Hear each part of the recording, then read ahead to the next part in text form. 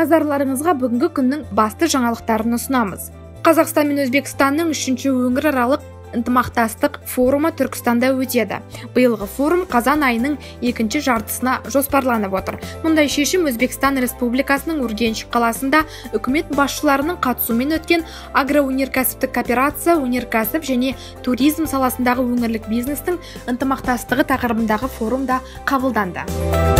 Қазақстан Армения арасындағы қосарланған салықты болдырмау мәселесі қаралды. Аталған заң жобасын қаржы министрінің орынбасары Қанат Байеділов таныстырды. Қаржы және бюджет комитетінің хатшысы Ерболат Мұқаев екі жақты келісімнің салық төлеушілерге қандай нақты жеңілдіктер болатынын сұрады. Заң жобасы палата қарауына жіберілді. Сыртқы істер министрлігінде Қазақстан Республикасы Еуропалық одақ парламенттік ынтымақтастық комитетінің 17-ші отырысына қатысу үшін елімізге келген Еуропалық парламенттің ресми делегациясымен кездесу өтті. Бұл туралы Сыртқы істер министрлігінің баспасөз қызметі хабарлады. Оңтүстік Кореяның Пусан қаласында қазақстандық азамат қайтыс болды. Бұл туралы Сыртқы істер министрінің ресми өкілі Айбек Смадияров баспасөз мәслихатында мәлім етті. Ол сырқаттан көз жұмды. Айбек Смадияров сонымен қатар консулдық тарапынан бірден мемлекеттік қызмет көрсетілгенін айтып өтті. Бахрейнде сексуалдық құлдықта болған қазақстандық қыздар елге қайтарылды.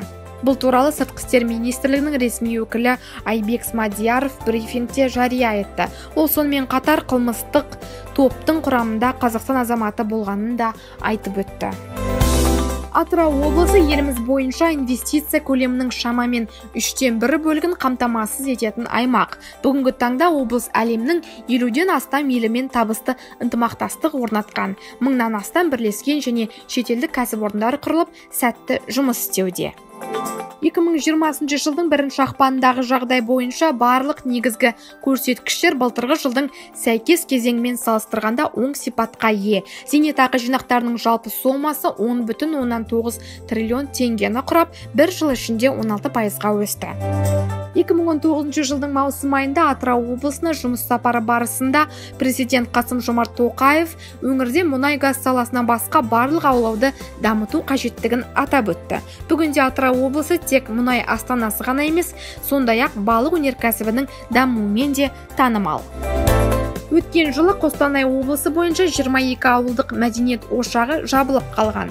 Бұған шағын ауылдардағы тұрғындар санының кемуі себеп болып отыр. Ал Наурызым ауданына қарасты Дәмді ауылындағы мәдениет үйі апатты жағдайда тұр. Шалғай елді мекендегі мәдени шаралар мектептің акті залында өтеді. Астана айларты өз атауын өзгертті. Қала басшылығы серіктестіктің атауын өзгертіп, ребрендингтің тиісті шараларын қабылдау туралы шешім қабылдады. Бұл туралы серіктестік басшысы Бекмырза Егенбердинов мәлімдеген болатын. Астана айларты атауы енді City Transportation Systems болып өзгерді. Павлодар облысында 31 ауылда су басу қаупі бар. Республикалық оқу-жаттығулары барысында облыс орталығына қарасты Кенжекөл ауылында жедел әрекет ету жасағы төтенше жағдайлар департаменті қардан тазалау және су сору техникаларының дайындығын тексерді. Сондай-ақ облыстың қалалары мен аудандарында өткізіледі. Шымкентте 34 маңызды мәдени іс-шара өтеді.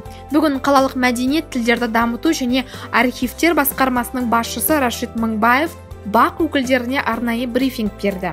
Жиында басқарма басшысы Шымкент 2020 ТМД елдерінің мәдени астанасы жыл аясында өтетін 34 мәртебелі іс-шараларға дайындық барысы жөнінде кеңінен әңгімеледі. 2020 жылғы 28 наурыздан бастап елордада барлық кәмелетке толмағандар үшін жол жүру тегін болады. Қоғамдық көлікпен жүруге қатысты бірқатар мәселелер азаматтарды қабылдау, мәслихат сессиялары және есептік кездесулерде көтерілді. Тасымалдаушылармен келіссөздер барысында қала әкімі 18 жасқа толмаған тұлғалар үшін жол жүру тегін болатыны туралы шешім қабылдады. Еліміздің 7 облысында жол учаскесі жабылды. Ауа райының қолайсыздығына байланысты еліміздегі 7 облыста жалпы ұзындығы 3944 шақырым болатын 25 жол учаскесінде көлік қозғалысы шектелді. Бұл барлық республикалық жолдардың 15,8%. Бұл туралы Қазавтожол компаниясының баспасөз қызметі хабарлады. Қазақстандық Мария Агапова UFC ұйымымен келісімшартқа отырды.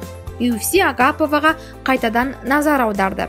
спорттағы жаңа белесі туралы Мария өзінің Instagram парақшасында жазды. Осы және өзге де жаңалықтарды толығырақ Егемен Қазақстан газетінің бүгінгі санынан немесе egemen.kz сайтынан оқи аласыздар.